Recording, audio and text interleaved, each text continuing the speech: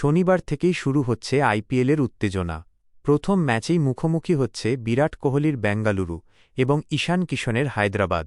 আন্তর্জাতিক টি-20 থেকে অবসর নেওয়ার পর আবারও এই ফরম্যাটে দেখা যাবে কোহলিকে।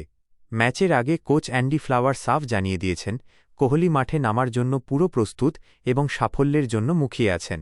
কোচ ফ্লাওয়ার বলেন, আমি নেটে কোহলিকে খুব কাছ থেকে দেখছি। ও এখন সেরা ফর্মে আছে এবং শারীরিকভাবেও দারুণ ফিট। প্রতিদিন ও কঠোর পরিশ্রম করছে। কোহলি বরাবরই খেলার জন্য ক্ষুধার্ত থাকে, আর এখন মানসিকভাবেও ও বেশ স্বস্তিতে আছে। নিজেকে প্রমাণ করার জন্য ও এখন পুরোপুরি তৈরি।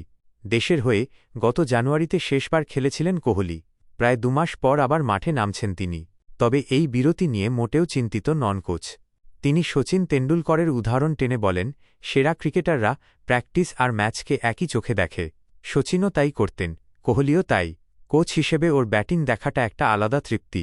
এদিকে বেঙ্গালুরু শিবিরে যোগ দিয়েছেন জশ হেজলউড। তবে শনিবারের ম্যাচে তার খেলার সম্ভাবনা কম। ফ্লাওয়ারের মতে, হেজলউডকে বেশ ফিট লাগছে, এমনকি আগের চেয়েও তরুণ দেখাচ্ছে ওকে। তবে ও সবেমাত্র দলে এসেছে। আমরা ওর ফিটনেস আরও ভালো করে পরীক্ষা করে তারপরই ওকে খেলানোর সিদ্ধান্ত নেব।